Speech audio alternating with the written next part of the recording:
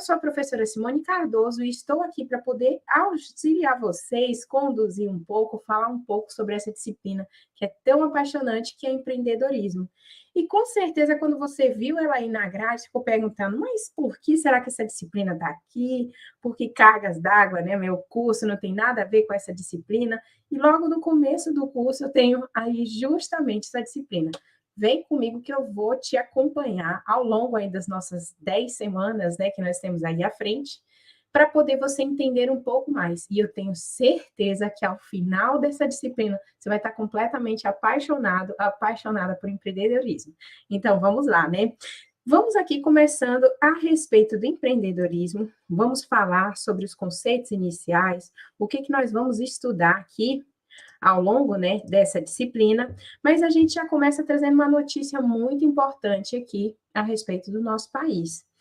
Mesmo com tantas dificuldades que a gente tem observado, né, com tantos desafios, o Brasil atualmente ele ocupa o 5º lugar no ranking de empreendedorismo global. Olha só que interessante aqui essa notícia, o quanto que ela é importante para que a gente entenda um pouco mais a respeito do quanto o brasileiro, mesmo diante de tantos desafios, ele se mantém aí desejando empreender. E não apenas isso, essa matéria que tem aqui logo no rodapé, se vocês depois quiserem consultar, tem sempre todos os links, né, das notícias que a gente traz aqui, a gente sempre traz, deixa o link para que vocês possam consultar e pesquisar um pouco mais para saber a respeito dessas notícias, desses dados, dessas diversas informações que a gente traz aqui ao longo da disciplina. Então, veja só, o nosso país, nesse último ano de 2022, após uma pesquisa, né, que foi feita do ranking global de empreendedorismo, ele ainda figura como um dos 5 principais países mais empreendedores. Em 2021 ele foi para a 7ª posição, mas atualmente ele está ocupando a 5ª posição aí e sim figura como um dos maiores desejos dos brasileiros, né? De acordo com uma pesquisa que foi realizada pelo Sebrae, a gente vai conhecer um pouquinho mais, né? Falar um pouco mais sobre o Sebrae ao longo dessa nossa primeira aula. Ainda é o desejo de boa parte dos brasileiros poderem empreender, tem o seu próprio negócio. E aí você deve estar se perguntando, tá, beleza, professora, que coisa linda esse povo que quer empreender. Mas no meu caso, e aí? O que empreendedorismo tem a ver comigo? Por que essa disciplina está aqui no meu curso? O empreendedorismo, ele não está relacionado apenas ao fato de você ter aí um CNPJ, de você abrir o seu próprio negócio. Ao longo dessa nossa primeira aula, você vai descobrir que o empreendedorismo ele vai muito mais além do que a questão de você ter o seu próprio negócio, de você conseguir gerir ali, tendo ali funcionários, ou sendo você e a sua família, e ter aí o seu próprio negócio para que você possa ter condições aí de ter melhores condições financeiras. Mas não é muito meu perfil, professora. Eu estou aqui nessa disciplina porque eu tenho que estudar mesmo, eu tenho que tirar nota e eu preciso dela para poder chegar aí na conclusão do meu curso. Calma, vai ter muita coisa legal aqui e principalmente muita coisa para você já colocar em prática já amanhã. Eu costumo falar, né, que nas nossas disciplinas nós temos uma série de coisas, principalmente de mudança, da gente começar a enxergar as coisas com um outro olhar, para que a gente já possa colocar isso já para fazer amanhã. Então, a proposta dessa nossa disciplina de empreendedorismo é que você consiga pegar todos esses conceitos, essas ideias, tudo que nós estamos estudando aqui e consiga colocar em prática no seu dia a dia. Então, o empreendedorismo ele está relacionado a tudo na sua vida. A forma como você vai se posicionar enquanto profissional, seja qual for a área de especialização que você deseja atuar, seja na área de tecnologia, seja na área de conhecer um pouco mais, se aprofundar um pouco mais nas engenharias, mas eu pretendo sim, né, enquanto profissional, ter um conhecimento maior a respeito de tecnologia, de marketing, ter alguma outra área. Então, são diversas áreas que mesmo dentro do curso que você está desenvolvendo, você vai conseguir aplicar todos esses conceitos, ou boa parte, né, desses conceitos de empreendedorismo na sua vida profissional, certo? E aqui nós vamos falar um pouco sobre a construção, né, da nossa disciplina, como que vai acontecer aqui a nossa disciplina ao longo dessas nossas 9 aulas, e depois teremos ali o Let's Talk. Primeiro vamos falar sobre a introdução do empreendedorismo, que é o que nós vamos começar a ver agora. Na segunda aula, nós vamos falar sobre o modelo de desenvolvimento de clientes. Já na terceira, teremos o nosso modelo de negócios. Vamos entender um pouco mais o que é isso, professora. Ah, mas só que eu não quero abrir um negócio, professora. Mas calma, que você precisa se enxergar enquanto o seu próprio negócio. Você enquanto um intraempreendedor ou empreendedor de si mesmo. Por isso que essa aula 3 aqui, ela é muito importante. Depois que a gente entender quais são aí os 9 elementos dentro do modelo de negócio, a gente vai se aprofundar em cada um deles. Vendo o que é segmento de clientes e o que é a proposta de valor, entendendo o que é produto e mercado e como que você se encaixa diante de tudo isso, quais são os canais e relacionamentos que nós temos. Na aula 7, nós vamos falar sobre as fontes de receitas, né? Algo fundamental aí para o nosso negócio e para a nossa carreira também, né? Nós, enquanto empreendedores de nós mesmos. Recursos principais, atividades chaves. Na penúltima aula, vamos ver sobre as parcerias principais, a estrutura de custo e avaliação de negócio. E para fecharmos aqui com chave de ouro, vamos falar sobre validação, criação de demanda e de empresa. E também a respeito de investidores anjos, de incubadoras, uma série de outras alternativas que você pode ter aí e pode ser despertado ao longo desses meses que nós vamos passar aqui juntos falando sobre empreendedorismo. E para hoje, professora, o que nós temos sobre o que nós vamos falar nessa nossa aula inaugural, inicial aqui de empreendedorismo? Vamos falar sobre o que é o empreendedor e o que é o intraempreendedor. Meio trava-língua, né, gente? Mas vocês vão ver que é um negócio legal. Vamos falar a respeito do perfil do empreendedor. E você pode estar pensando, nossa, isso não tem nada a ver comigo, mas eu tenho certeza que algumas dessas características de empreendedor, desse perfil de empreendedor, você tem. E se ainda não tem, vamos ter uma série de passo a passo de medidas que você pode adotar para que você venha desenvolver essas habilidades, essas competências e ter atitudes desse perfil de empreendedor. Vamos falar também sobre a Universidade Empreendedora. E por isso, né, o motivo dessa disciplina estar aqui com vocês. E também vamos entender um pouco mais sobre esse termo tão utilizado dentro do empreendedorismo, que é a startup enxuta, e como esse empreendedorismo acontece aqui no Brasil, né? Quais são as nossas empresas aí, verde, amarela, ou de várias outras cores que nós temos aqui como nosso negócio. E aqui eu começo com esse pensamento que eu acho assim fundamental para tudo que a gente vai fazer. Empreender é, antes de tudo, ter esperança. É a gente ter esperança de que melhores condições vão surgir. E que se essas condições não surgirem, a gente tem condições de desenvolver melhores condições no nosso contexto, na nossa carreira, na nossa vida profissional e, quem sabe, até conseguir realizar o sonho que é abrir o próprio negócio. Então, empreender é, antes de tudo, ter esperança. A gente conseguir visualizar a esperança. E pensando a respeito de esperança, eu trouxe aqui um personagem que, com certeza, ele impacta a sua vida até hoje, né? Afinal de contas, se eu tenho essa iluminação aqui para estar me mostrando durante essa aula, se você tem aí uma lâmpada dentro da sua casa, você deve bastante a esse cara aqui. Thomas Edison, né? E aqui a gente tem uma notícia de 1879, bem próximo, lá, finalzinho, né, de 1879, próximo aí da proclamação da República do Brasil, mas isso aqui que se aconteceu lá, no outro lado das Américas, né, na América do Norte. O norte-americano Thomas Edison transformava o invento da lâmpada incandescente em algo comercializável, usando uma haste de carvão, o carbono.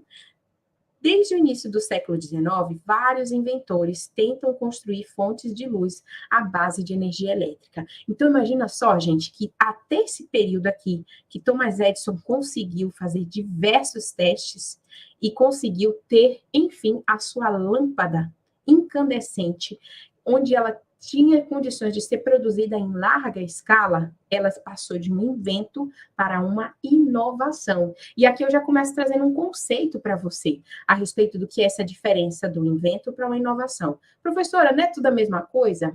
Será? É tudo a mesma coisa? Errado, não é tudo a mesma coisa.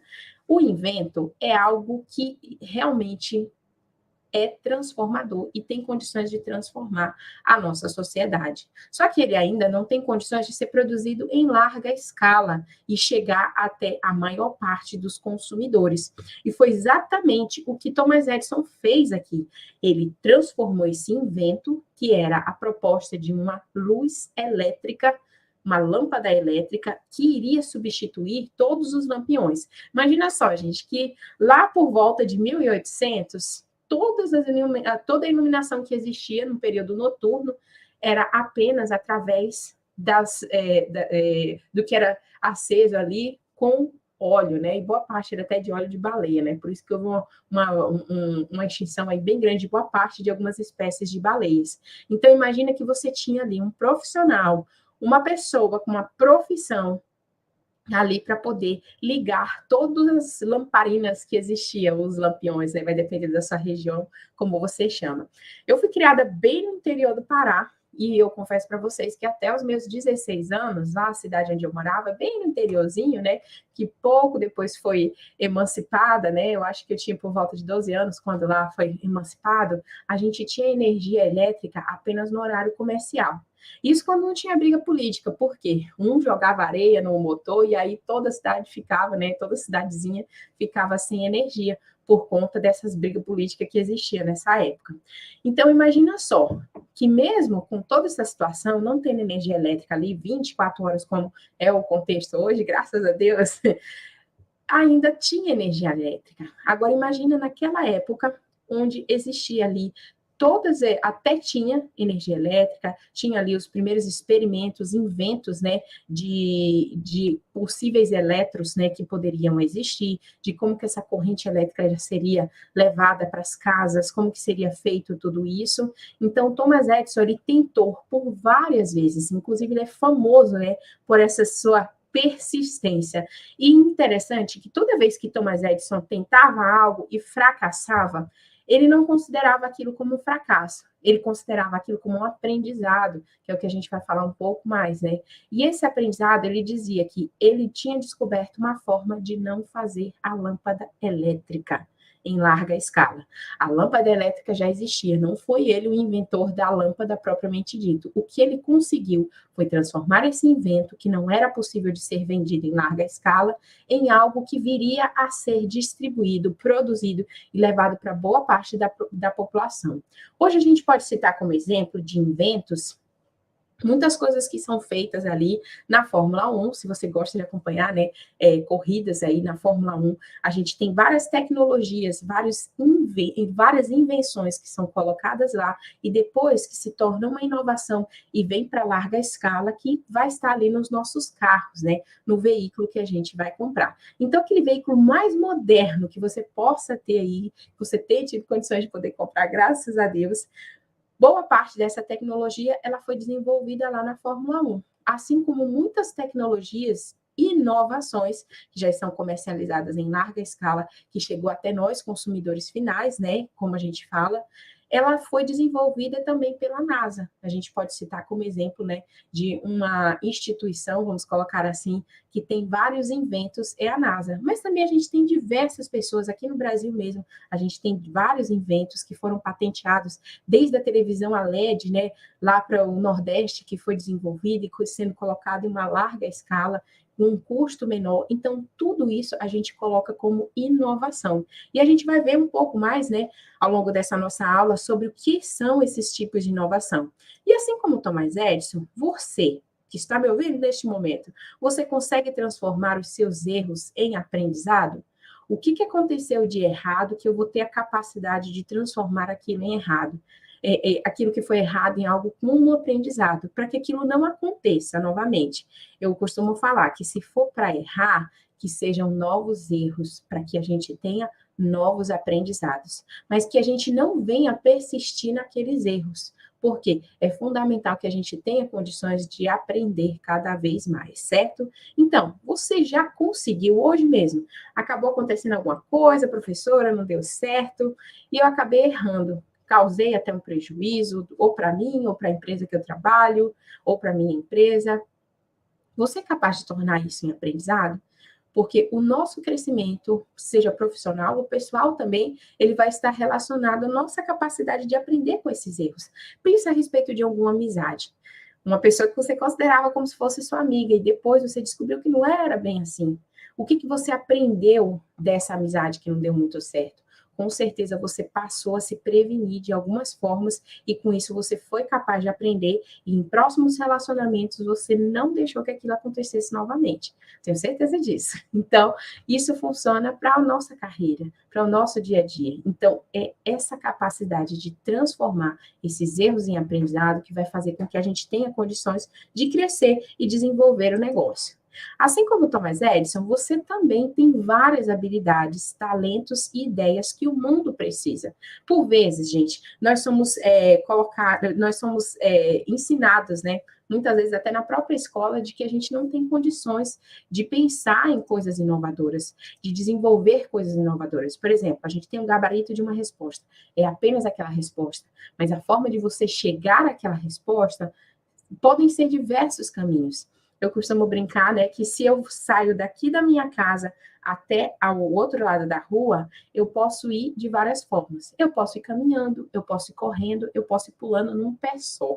Qual que vai ser a melhor forma? Eu posso ir de bicicleta também, né?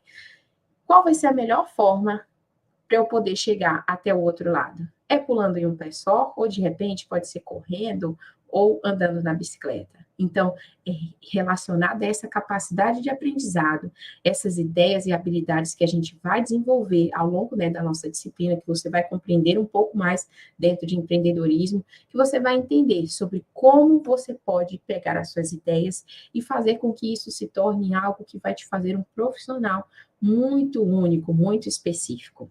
Então, vamos desenvolver aí essa habilidade de empreender, né? Vamos desenterrar aí esse empreendedor que existe dentro de você. Mas, professora, como que eu vou saber o que é esse negócio de empreendedor?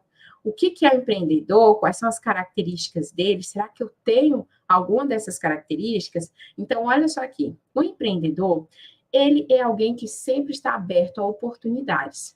Seja uma oportunidade de uma nova colocação dentro da empresa, de você ter condições de crescer ali dentro. E para você crescer, conseguir enxergar essas oportunidades, você tem que ser o quê? Você tem que ser uma pessoa proativa, você tem que ter a capacidade de enxergar ali quais são as possibilidades que você tem de melhorar algo ali dentro da empresa.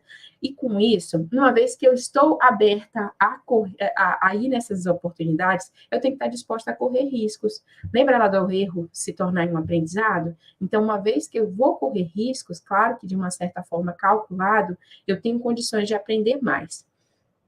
Desenvolver trabalho em equipe. Eu confesso para vocês que eu tenho dificuldade de trabalhar sozinha, ainda mais depois, né, desse sistema de home office. Eu sinto muita falta, né, do olho no olho, de estar com os colegas. E muitas vezes a gente só está aqui online, né, está conversando com outros professores, e muitas vezes não apenas aqui na cidade de Maringá, mas em vários outros lugares, né, porque essa é uma das possibilidades que o trabalho remoto, né, o home office abriu também. Mas eu gosto bastante de trabalhar em equipe. E você? Gosta de estar em equipe? Seja equipe virtual ou seja equipe presencial? O empreendedor também, ele tem uma elevada criatividade.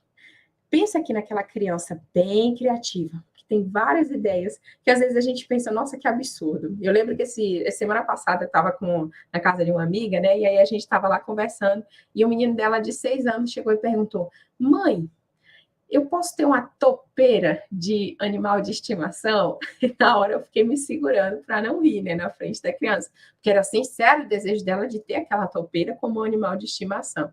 E aí ele já ficou imaginando, assim, da topeira poder abrir um monte de buraco, e eu fiquei pensando, meu pai do céu, a casa deles é linda, tem um quintal, tem piscina, imagina só uma topeira ali destruindo tudo aquilo. Por quê? Porque a criança não tem muita ideia das consequências daquilo. Então, por vezes, a gente precisa, sim, desenterrar, né, essa criança com ideias, assim, que podem ser absurdas, mas quem sabe pode dar certo depois, né, uma vez que ela venha a ser melhor trabalhada, né, como a gente fala, lapidada. E o empreendedor, ele também tem que ter essa capacidade de visualizar no negócio, onde ele tem condições de equilibrar um melhor atendimento ao seu cliente, um melhor atendimento aos seus funcionários, para que ele venha ter condições, né, de ter uma boa equipe, de ter boas relações, de proporcionar um bom ambiente de trabalho. E é claro que ele precisa ter a persistência. E quando eu falo aqui a respeito de persistência, gente, não confundam com insistência. A persistência é a capacidade que nós temos de mudar aquilo que nós fizemos e que deu errado. O que eu pude aprender? Se eu tentei fazer a transmissão da aula aqui através de uma plataforma e não deu muito certo, qual que é a outra plataforma que pode e vai me ajudar a ter uma transmissão melhor? Então, eu vou tentar uma outra alternativa. Ah, o meu áudio não está muito bom, então será que eu vou buscar um outro áudio? Através, né, desse feedback do que vocês vão falando, ah, professor, esse áudio não ficou legal, vamos tentar outra forma? Então, essa persistência, ela está relacionada à capacidade de você alcançar o seu objetivo, mas a partir do momento que for preciso, você vai mudar de estratégia. Diria um sábio, né, que louco é aquele que deseja resultados diferentes se todos os dias ele faz a mesma coisa. Fica impossível, né? Se você repetir sempre a mesma coisa, sem mudar nada ali da tua estratégia, você desejar resultados diferentes. Se eu tentei algo de uma forma e não deu certo, como que eu posso pensar de uma outra maneira para fazer e conseguir o resultado que eu tanto desejo? Então, a persistência está relacionada a isso. Mudar a estratégia quando for preciso. E não de insistir na mesma coisa ali, uma vez que aquilo não deu certo. Mas também, dentro dessa esfera, né, dessa savana empreendedora, nós temos também o intraempreendedor. O intraempreendedor é aquela pessoa que tem esse perfil, essas características empreendedoras, mas ele trabalha dentro de uma empresa. Até então, nós falamos sobre as características do empreendedor como aquela pessoa que tem o seu próprio negócio. Desde a pessoa que tem aí um que ele seja um microempreendedor, né? Seja um MEI, até mesmo uma pessoa que tem já um negócio muito bem consolidado, ou uma ideia bem consolidada que está sendo desenvolvida. O intraempreendedor, gente, ele tem ali toda a sua visão alinhada com a visão da empresa.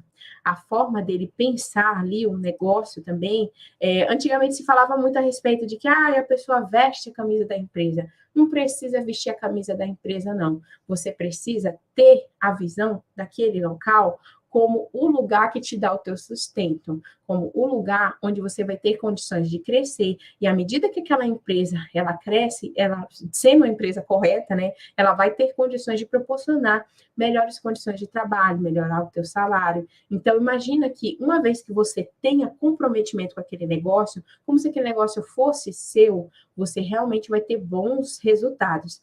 E, professora, por que isso é importante ter essa visão? Quer dizer que eu tenho que pensar como um dono? Sim, é importante você ter essa visão de dono, porque você já vai... Se você tiver a visão como um dono de pensar em redução de custos, de pensar em melhorar processos, você já vai se destacar aí no meio de vários outros colegas seus.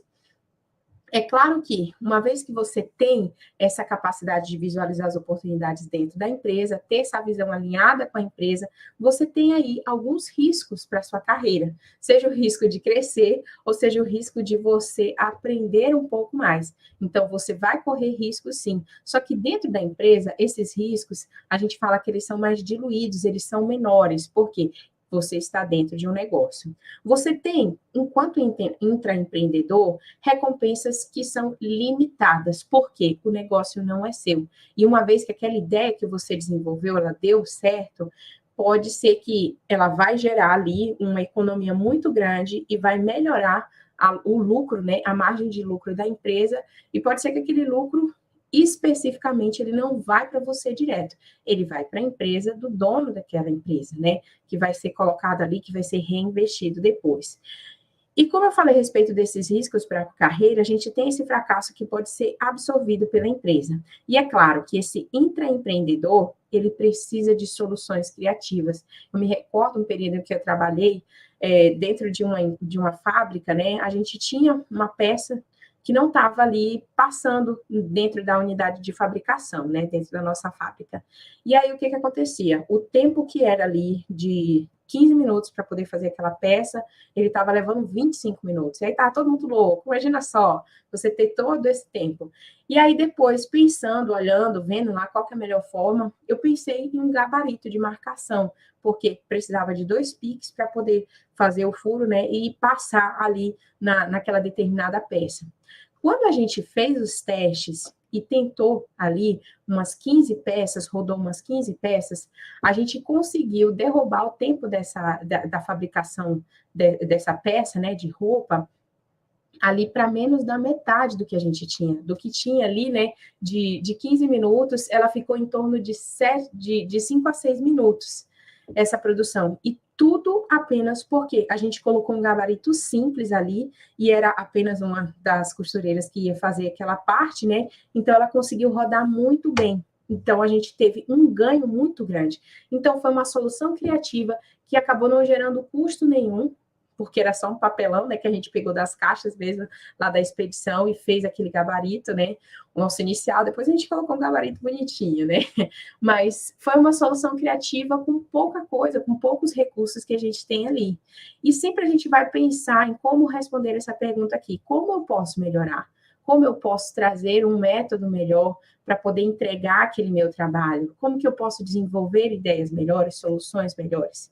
Lembrando que aqui a gente precisa sempre pensar no sentido de entregar aquilo que é necessário, e não de que venha a ser perfeito, né? Porque aí também a gente precisa ficar no equilíbrio entre o que precisa ser entregue, né, com qualidade, e a questão de ter aquela perfeição que, por vezes, ela nunca vai chegar ali especificamente. Então, a gente precisa ter essa entrega, principalmente quando a gente fala a respeito de empreendedorismo. E eu queria saber aqui, dentro dessas características que nós falamos, você se identificou com alguma dessas características, seja como empreendedor, seja como intraempreendedor? Ah, professora, é legal, eu gosto de aproveitar oportunidades. Eu tenho, sim, iniciativa, eu tenho algumas ideias criativas. Não, professora, eu não tenho nenhuma dessas características. Então, vamos pensar em como desenvolver pelo menos uma dessas características, que com certeza vai fazer uma diferença muito grande no desenvolvimento da tua carreira. E aí, você é empreendedor? Tem algum empreendedor por aí perdido? Você se identificou com algumas delas? Depois, na nossa segunda aula, eu quero saber aí a resposta de vocês. E quando a gente fala dentro do contexto que vocês estão aqui nesse momento, dentro da universidade, a universidade ela deve preparar, conceber empreendedores, e quando fala de concepção, né, é de nascer mesmo. Atualmente, né, eu estou gestante, graças a Deus, depois de um longo período aí tentando. E quando a gente fala a respeito dessa concepção, a gente observa o quanto é difícil, o quanto leva um tempo. Então, o empreendedor também, ele vai ser concebido, ele vai ser gerado, ele precisa, sim, de esforço, ele vai precisar de vitaminas, ele vai precisar de exercícios, por vezes, de acompanhamento, até a gente ter essas habilidades e técnicas que venham a ser desenvolvidas. Por quê? A gente tem várias situações onde a gente pode até citar alguns exemplos desses últimos anos, de poder solucionar até mesmo o que é desconhecido. Quando a gente passou pela pandemia, foram tantas soluções criativas, tantas soluções com poucos recursos, que a gente precisou desenvolver para que a gente continuasse trabalhando, para que a gente continuasse mantendo e tendo ali o nosso sustento. Então, muitas pessoas que nunca sequer pensaram, cogitaram na possibilidade de comprar pela internet, passaram a comprar e viram que é seguro, que é legal, e continuaram aí comprando. Várias pessoas que nunca pensou que poderia vir para a internet oferecer um serviço, elas passaram a fazer isso também. Então, observem como a universidade, tudo que vocês estão estudando aqui no seu curso, para a sua graduação, para você ser um profissional cada vez melhor, e também com certificado, você está sendo preparado, gerado, né, para poder desenvolver habilidades, técnicas para solucionar esse desconhecido. E vários outros problemas podem surgir também, né? Tomara que não nessa proporção, né, gente? Deus abençoe que não. E a universidade empreendedora, ela vai ser capaz, ela acaba se tornando como um ambiente propício para que a gente consiga cometer esses erros e principalmente ter esse aprendizado através do recurso que nós temos, dessa concentração de talentos, desse suporte que vocês têm de toda a nossa banca, né, de professores, de todos os professores aí com especialização, mestrado e doutorado que nós temos a pesquisa e também o ensino, onde a gente tem condições de acessar várias outras pesquisas que estão sendo desenvolvidas e temos também bens e serviços que são ofertados à sociedade. Se você mora aqui em Maringá ou região, você vai poder contar com vários serviços que a Unicesumar ela oferece para a sociedade, desde acompanhamento nutricional, até mesmo acompanhamento com fonoaudióloga, dentista, consultas. Então, observem que dentro da universidade, a gente tem esse contexto de vários serviços que podem ser oferecidos. Assim como também nós temos, né, a empresa júnior de administração e de vários outros cursos, né, que nós temos, contabilidade, engenharia, onde são desenvolvidos aí vários projetos. Mas, professora, eu não estou aí em Maringá, como que eu posso fazer para poder ter algo aí dessa questão de poder estar empreendendo? Eu tenho certeza que na sua cidade deve ter alguma agência do Sebrae, e se não tiver, alguma cidade mais próxima, né, que seja um pouco maior, ela vai ter sim esse suporte do Sebrae. E você indo lá, conversando, eu tenho certeza que você vai poder aproveitar muitas coisas que você nem imaginava que o Sebrae ele vai estar te auxiliando. Então, a Universidade Empreendedora, ela oferece essa série de recursos, seja online, né, como é o caso de vocês aqui, ou seja presencial, se você estiver aqui em Maringá e região. E aqui, dentro dessa universidade empreendedora, os alunos eles têm esse suporte para poder empreender, seja o suporte jurídico, para saber quais são as legislações necessárias. Ah, professora, eu quero abrir uma marmitaria. É uma das áreas, né, que quando não tem como o pessoal ficar sem alimentação, né? Principalmente mesmo em home office, né? Muitas pessoas acabam optando por ter essa alternativa. Então, é uma área boa, a gente vê aí a área de alimentação. Você pode ter, citando esse exemplo, né, pessoal? A gente tem aí a parte jurídica, a parte técnica e até mesmo financeira, depender de alguns projetos, você tem condições sim de ter ali esse suporte financeiro para poder patrocinar alguma ideia. Aí também, não apenas dentro da universidade, mas você tem aí, ao longo da disciplina, a gente vai falar mais especificamente na nossa última aula, nós vamos falar onde buscar esses recursos financeiros para poder patrocinar essa ideia que, por vezes, você possa estar desenvolvendo, né? Então, essa universidade empreendedora, seja para qual área que for, seja qual for a tua graduação, você tem, sim, esse suporte jurídico, técnico e financeiro para que você possa desenvolver as suas ideias. E como empreender dentro desse cenário de tantas incertezas? Professora, a gente tem acompanhado aí uma série de medidas que, infelizmente, têm prejudicado o empreendedor, o empresário que já tem o seu negócio muito bem estabelecido. A gente tem observado aí uma oscilação na questão do emprego. A gente tem observado um aumento, né, de várias taxas, né, que acabam afetando diretamente na capacidade do empreendedor de reinvestir no seu próprio negócio, né? Muitos impostos que estão aumentando. Então, como que eu vou ter capacidade de empreender? Falando assim, né? Nossa, né? Tem gente que às vezes a gente conversa nesse início de ano e a pessoa fala como se tivesse tudo perdido.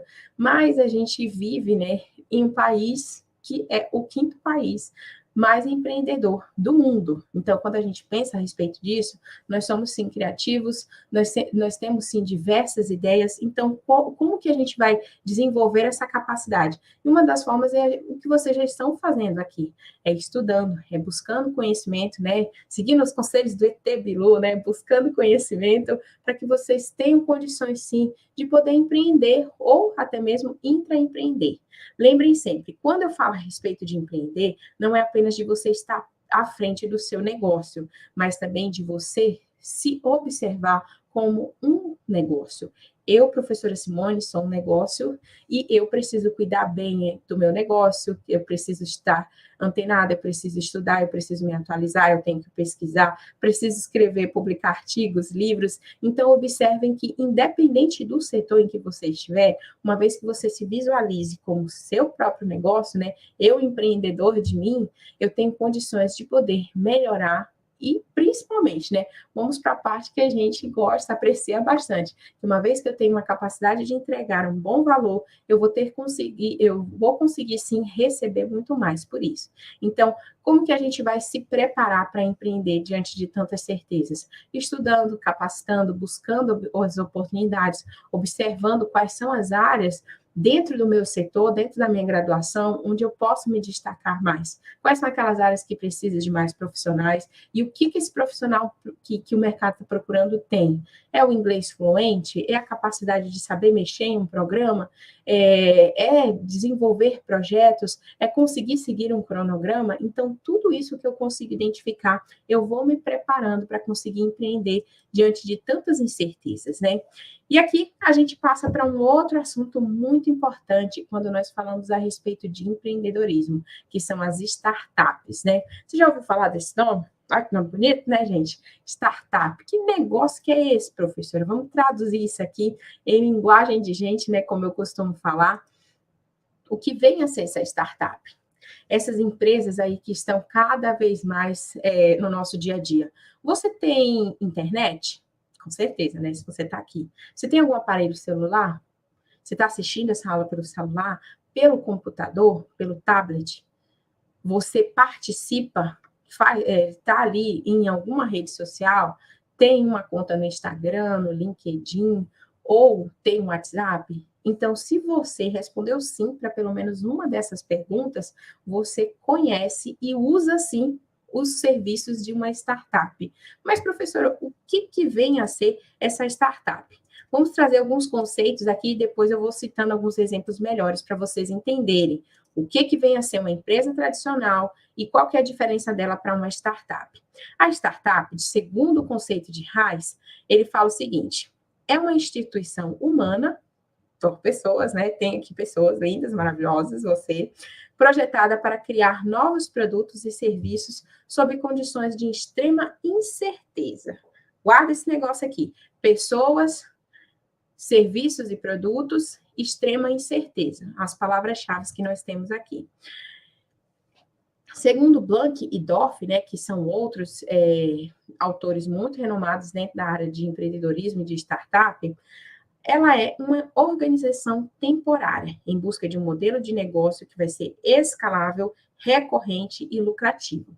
Naquele primeiro conceito que nós falamos, as palavras-chave que eu falei para vocês foram a respeito de pessoas ali, né, seres humanos, que estão ali buscando o quê? Um produto ou serviço que seja inovador no ambiente de extrema incerteza. Então, você já usou o Uber? Ou a Uber, né? Tem aí essa discussão se é feminino ou masculino, mas você já chamou um carro pelo aplicativo, através do seu celular, e saiu de um lugar para o outro? Olha só, até alguns anos atrás, isso era algo impensável, né? Eu lembro uma vez que eu vi uma frase, né, de um cara falando que a Uber é tudo aquilo que nossa mãe falou que não era para a gente fazer. Pegar carona com desconhecido e aceitar balinha, né? Boa parte, hoje não são todos, né? Mas principalmente logo no começo da implantação da Uber, todos os carros, eles tinham ali até um valor que era para eles poderem comprar balinha, né, para ter ali. Então, olha só, se antes a gente não tinha esse serviço, hoje a maior frota que existe de veículos de mobilidade urbana, porque é esse o problema que eles resolvem, né? Qual é o problema que essa empresa ela vai resolver? Ela estava num cenário de extrema incerteza, ou seja, não existia nada parecido com o Uber antigamente. Então, eles criaram esse serviço e aí depois veio a 99, veio vários outros, né, serviços que tem aí nesse mesmo conceito da Uber. Então, pensa que a startup, ela vai ser uma empresa que ela vai trazer uma ideia ou um produto bem diferente de tudo daquilo que nós temos atualmente. E aqui a gente já vai para as categorias básicas de startup, para você entender melhor que negócio que é esse e qual que é a diferença da startup para uma empresa tradicional. Pensa aqui comigo, uma empresa tradicional, uma padaria. Vamos citar o exemplo clássico, né, que a gente sempre fala a respeito de uma empresa tradicional. Uma padaria, ela está muito bem estabelecida, tem uma padaria aqui perto de casa, né, ou no seu bairro, e aí você vai lá, compra o pão. Pão é algo ali essencial que faz parte do dia a dia de muitos brasileiros, né? Então, esse é um negócio tradicional. O que eu posso inovar enquanto padaria? Existem algumas padarias que fazem entregas através do delivery. Então, a gente já tem um tipo de inovação. Lembra lá da diferença do invento para a inovação? Então, a gente já tem essa inovação que a gente pode dizer que é uma inovação incremental, diferente da inovação radical, como vocês têm no livro de vocês, no capítulo 1, que é muito legal quando a gente fala a respeito disso. E aí eu vou trazer alguns exemplos desses tipos de inovação, falando sobre essas categorias básicas de startup que nós temos no Brasil e no mundo, né? E aqui eu começo falando de uma startup dentro da categoria de lançar um novo produto em um mercado que já existe. E eu cito o exemplo da Xiaomi. A Xiaomi é uma marca de celular da China, não sei se você conhece, eu confesso que eu usei a Xiaomi por muito tempo e só deixei de usar a Xiaomi porque no tempo em que eu precisei trocar de aparelho celular, que era da Xiaomi, que tinha quebrado, né, que eu deixei cair dentro da água por 2 vezes, e aí depois não consertou mais, não tinha ainda aparelho à prova d'água, só por isso que eu fui para a Samsung, né? Mas a partir de quando precisar, né? Tomara que não seja tão rápido, não seja logo, mas quando precisar trocar o aparelho da Samsung, se tiver já o Xiaomi a um preço acessível, um custo-benefício bom, que seja à prova d'água, eu vou comprar esse. Então, a Xiaomi, por que ela se caracteriza, professora, como uma startup dentro de lançar um novo produto em um mercado já existente? Quando ela lançou os smartphones, a Apple já tinha lançado aí o conceito do iPhone, né, que depois ficou como smartphone para todos. O iPhone é patenteado, é deles, então ninguém pode falar, mas eles criaram o smartphone, né, através do iPhone. Quais são as características dessas empresas que lançam um novo produto em um mercado já existente? Os usuários podem descrever o mercado e os atributos que mais lhe importam. A Xiaomi ela consegue entregar um produto bom e a um custo menor, pelo menos até as últimas vezes que eu havia pesquisado, né? O custo-benefício. Não sei como está o lançamento de agora, né? Desses 4 últimos meses. Em 5 anos, a Xiaomi se tornou a 4ª maior fabricante de smartphones do mundo. Então, pensa só, todos os aparelhos, inclusive os iPhones, eles são produzidos aonde? Na China. Então, por que a gente não tem uma marca chinesa, uma vez que sou eu, China, que acabo produzindo tudo, né? Ela tem ali, como um dos seus principais domínios, o mercado chinês, que hoje a sua população já foi, na semana passada, né? A gente está gravando hoje, né? Na primeira semana de maio. Então, na semana passada, a última semana de abril, a população da Índia ultrapassou a população da China. Mas pensa só, se eu domino, só de dominar o mercado brasileiro, tem muitas empresas, ou até mesmo artistas, né, que não fazem questão nenhuma de ir para outro lugar. Por quê? Porque o mercado aqui já é tão grande, já é tão bom, que eu não preciso, não vale o esforço de tentar ir para outros mercados. Agora, vocês imaginam isso na proporção China?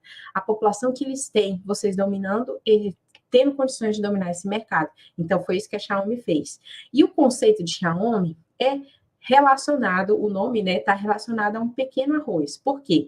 Eles têm, né, na cultura chinesa, como um único grão de arroz é capaz de ser tão incrível quanto uma montanha. Olha que negócio profundo, né, gente? Porque ele vai ter condições de gerar vários outros grãos de arroz para alimentar muita gente. E tudo isso vai vir a partir de quê? De um único grão de arroz. Então, por isso que é esse nome que eles têm, né, de Xiaomi. Então, aqui, professora, relembra para mim quais são as características de lançar um novo produto em um mercado já existente. Por que a Xiaomi é uma startup? Por quê?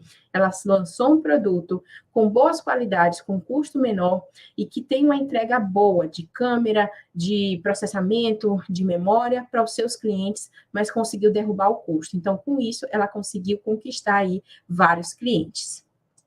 Temos também aqui a categoria mais difícil para a gente poder alcançar.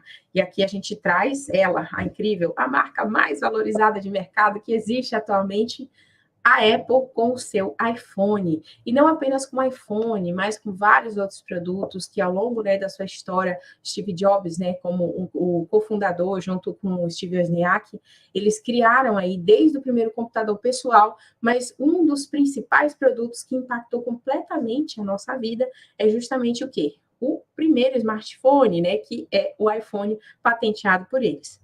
Qual que era a ideia inicial que Steve Jobs tinha? Um celular mais um iPod. Ele criou primeiro o iPod, né? Que era o quê? você podia ter todas as músicas que você deseja em um só lugar. E se você tem aí acima dos 35, assim como eu, né, vai saber o quanto que era difícil a gente pegar aquela bic, né, e ficar rodando as fitas, né, para a gente poder chegar na música que a gente queria. E quantas vezes a gente deixava ali a fita no jeito, a fita virgem, né? Eu conto isso para minha filha de 9 anos, ela acha a coisa mais de outro mundo que existe, né? E isso não faz tanto tempo assim. Mas era super difícil para a gente conseguir gravar aquela música que a gente gosta bastante, tinha que ficar esperando tocar na rádio para a gente conseguir gravar.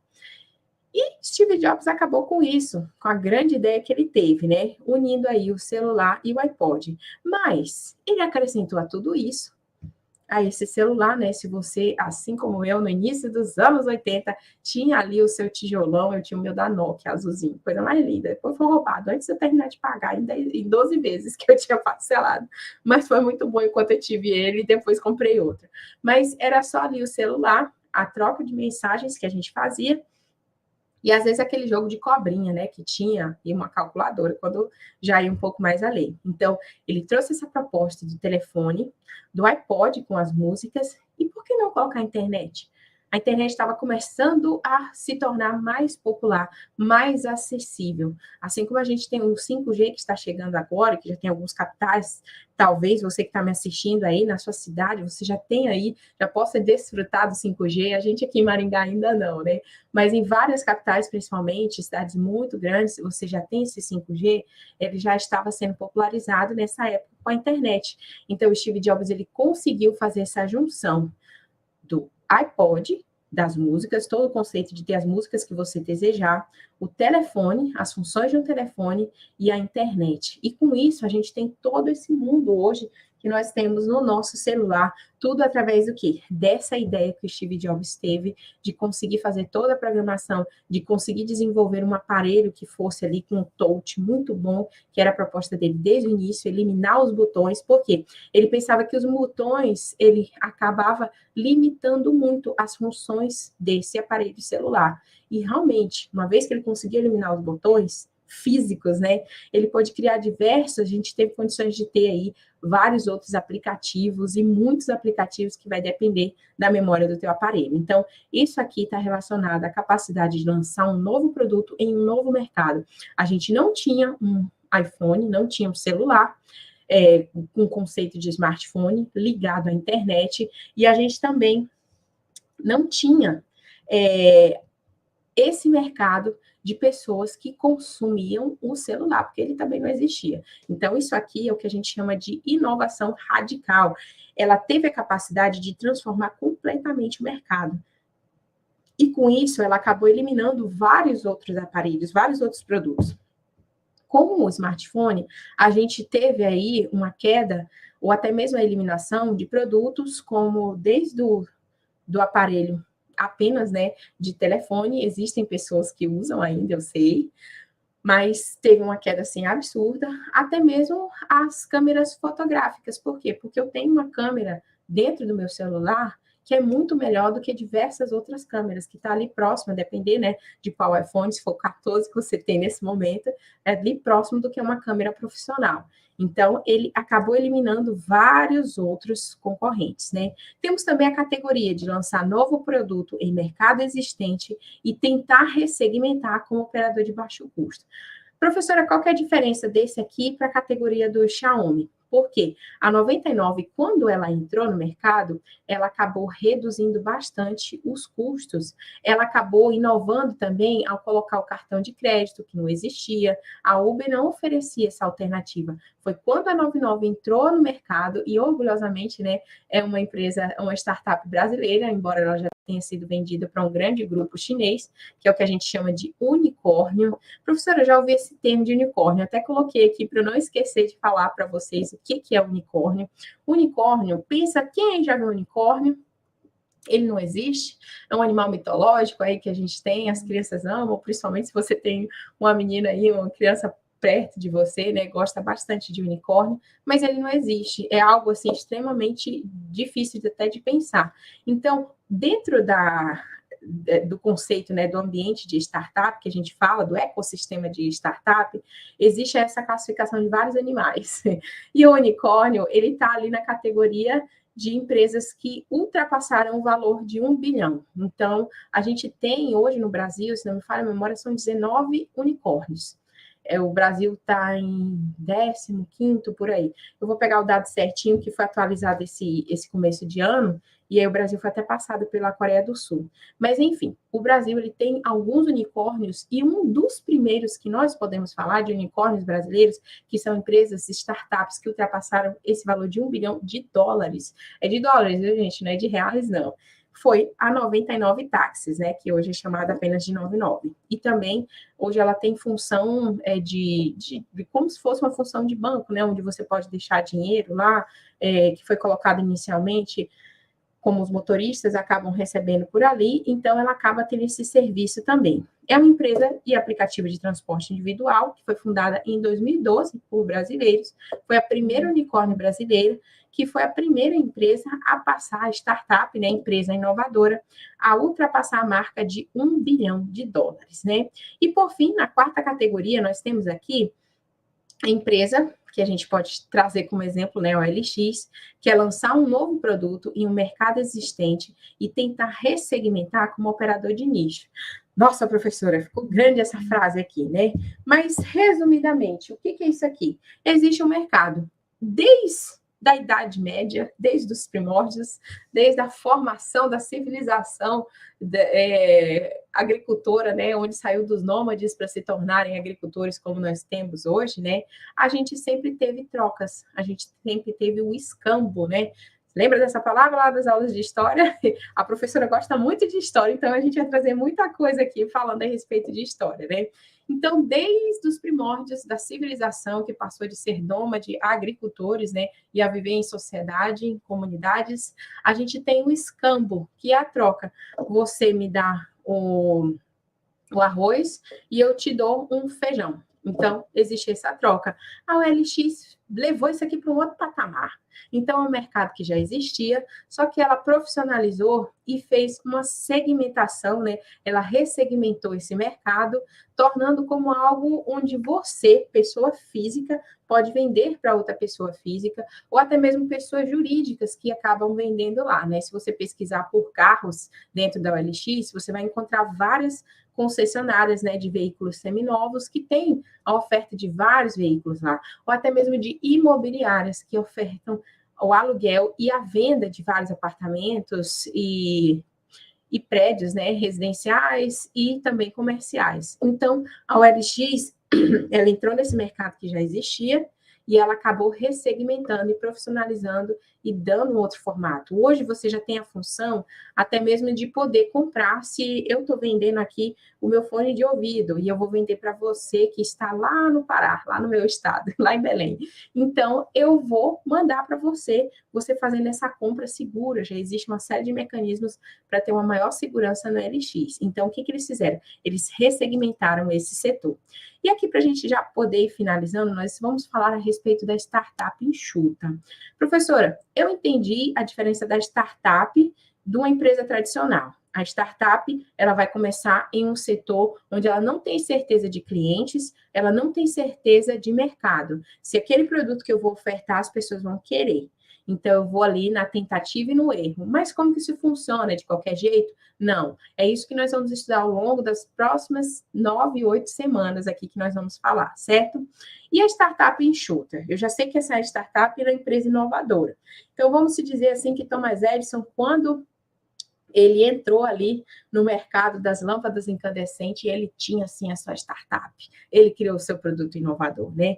E se a gente fosse pensar a respeito de uma startup enxuta? A gente tem aqui como um dos principais escritores nessa área o Ries, que foi até o primeiro conceito que eu trouxe para você, o Ries, né?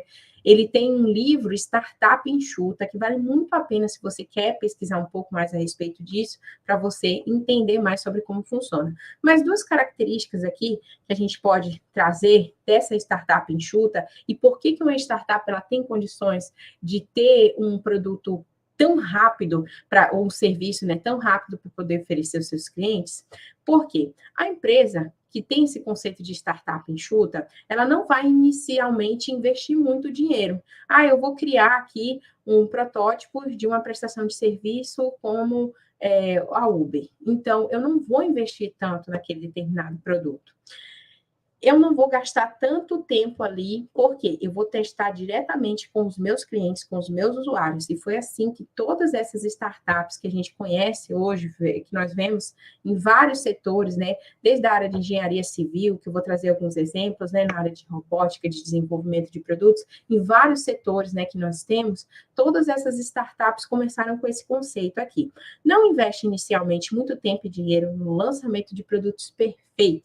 Eu não preciso ter aquele produto perfeitinho. Ele tem que ser seguro, viu, gente? Também não pode ser algo que vai oferecer risco à vida do meu cliente. Pois o público pode simplesmente rejeitar essa novidade e o empreendedor ficar com prejuízo muito grande. Por quê? Se eu tenho um produto finalizado, acabado, se eu lanço uma coleção, né, igual a fábrica que eu trabalhava, se eu lanço uma coleção de primavera-verão ali, completa, se ela já está ali inteira, sem ter testado com o meu público, se o meu público não gostar, eu posso ter um prejuízo muito grande. Então, por isso que a startup, ela vai testando ao longo do tempo. Precisa testar uma versão mais simples no mercado antes para poder ter um produto melhor. E aí, você que começou a nossa aula pensando a respeito, o que essa disciplina, o que essa professora está fazendo aqui, falando sobre empreendedorismo, você achou que empreendedorismo não tinha nada a ver com você? Você achou bem errado, viu? Achou muito errado. Por quê? Empreendedorismo está relacionado a tudo da sua vida, né? E aí, para a gente poder fechar a nossa aula hoje, vamos falar a respeito das startups brasileiras. O que são essas startups? Por que o Brasil está aí em quinto lugar como país mais empreendedor e por que o Brasil está ali entre os primeiros, né, no ranking de países que têm empresas como unicórnios que ultrapassaram o valor de US$ 1 bilhão. A gente vai trazer aqui um exemplo. E aí eu queria saber se você consegue pensar em outros exemplos aqui, né? Não sei se você tem, mas eu tenho certeza que se você não tiver, você conhece alguém que tem esse cartão roxinho aqui da Nubank, né? Que foi uma empresa brasileira fundada, né? A Cristiana Junqueira, que é brasileira, junto, né, com o Davi Vélez, que é colombiano, e tem um outro que é americano. Os três fundaram e todos, né, do setor financeiro, da parte de investimento de alto risco, que eles são com todo o conhecimento que eles tinham, até mesmo de lá do Vale do Silício, que é um dos berços, né, de todas essas empresas inovadoras que a gente falou aqui, como a Apple e tantas outras que nós temos no nosso dia a dia. Eles vieram com esse conceito e pensando em como desburocratizar, até a palavra é grande, né, parece um palavrão, todo esse setor financeiro no Brasil. E eles inauguraram a era das fintechs. Todas essas empresas, né, que a gente chama de startups, a gente coloca aí o setor como tech, né? A gente tem na área da engenharia civil, a gente tem as construtechs. Dentro da área de educação, são as edutechs. As financeiras, fintechs, né? Então, e por aí a gente vai colocando vários techs aí no final, que são essas startups, para classificar essa categoria, né, de startups. E o que a gente pode observar na Nubank que caracteriza ela como uma startup, professora? Hoje, ela é uma das financeiras, né, dentro da categoria de financeiras no Brasil, com um dos maiores volumes, né, de clientes. Até uma carteira de clientes cada vez maior. E porque é fácil, não tem tanta burocracia. Se você, assim como eu, precisou abrir uma conta para um estágio, ou seja lá o que for, muitos anos atrás, antes do Nubank, a burocracia que era, quantas horas que a gente perdia, né? Eu me recordo de, para abrir uma determinada conta bancária, principalmente na época de faculdade, de ficar horas ali no banco para poder abrir aquela bendita daquela conta que eu precisava para poder receber ali o meu salário, né, vamos assim dizer, do meu pai, né, que era o dinheiro que ele mandava para poder me sustentar ali no período de faculdade. Então, era muito difícil, era muito complicado. E o que eles fizeram? Eles tiraram toda essa parte de burocracia e simplificaram o máximo possível. E com isso, eles transformaram completamente o mercado financeiro brasileiro. Porque hoje, todos os bancos, os bancões, né, que a gente acaba chamando, por maior que seja aí Banco do Brasil, Caixa Econômica, Santander, Bradesco, todos eles, o aplicativo que eles têm, e até mesmo essa presença cada vez mais no digital, a gente deve, né, essas facilidades exatamente ao Nubank. Por quê? Eles facilitaram tanto o acesso das pessoas a uma conta, a um cartão de crédito, assim como eles facilitaram também o acesso no aplicativo. Algo que antes, não que os outros bancos não tinham aplicativo antes do Nubank, não é isso que eu estou falando. Eu estou falando a respeito da complicação que era antes. E até mesmo hoje, vários bancos ainda são bem complicados, mas eles estão vendo que estão perdendo mercado com isso, e aí eles estão buscando cada vez melhorar o que a gente chama de navegabilidade. Então, esse aqui é um exemplo, né, de startup. E você conhece mais alguma outra startup brasileira? Sabe de algum exemplo? Conta pra gente na nossa próxima aula, né? E aqui a gente tem os tópicos que vamos trabalhar na nossa segunda aula. E também eu gosto sempre de trazer uma dica, né, de filmes para a gente poder estar falando aqui. Deixa eu ver, ele não ficou aqui, eu não salvei. Mas eu vou falar aqui do filme, né, que eu costumo falar, que é o dever de casa. Qual que é o dever de casa que eu deixo para vocês? Professor tem dever de casa, sim, só que é um dever de casa bem legal. Vocês já assistiram aquele filme com Will Smith, né, e com o filho dele, quando era pequenininho ainda, A Procura da Felicidade? Esse filme é lindo e ele tem tudo a ver com o que nós estudamos aqui nessa nossa aula. Então, esse dever de casa que eu deixo para que vocês possam estar assistindo esse filme e tentar ver quais são as características de empreendedor que ele tem, a respeito da persistência, a respeito de assumir riscos, a respeito de passar por um grande sofrimento, né? Que é um filme que, assim, eu costumo brincar, se você não chorar naquele filme, é que você não tem coração mais. Mas é um filme muito emocionante, né? De você poder assistir. Então, fica aí de dever de casa, A Procura da Felicidade com o Will Smith, para você assistir e ver, identificar quais são as características e qual é o perfil empreendedor que ele tem. Eu sou a professora Simone Cardoso e foi um prazer estar aqui com vocês nessa próxima aula. Te espero na nossa próxima aula ao vivo, né? Nossa segunda aula. E conto com a participação de todos vocês. Um forte abraço e até mais. Tchau, tchau.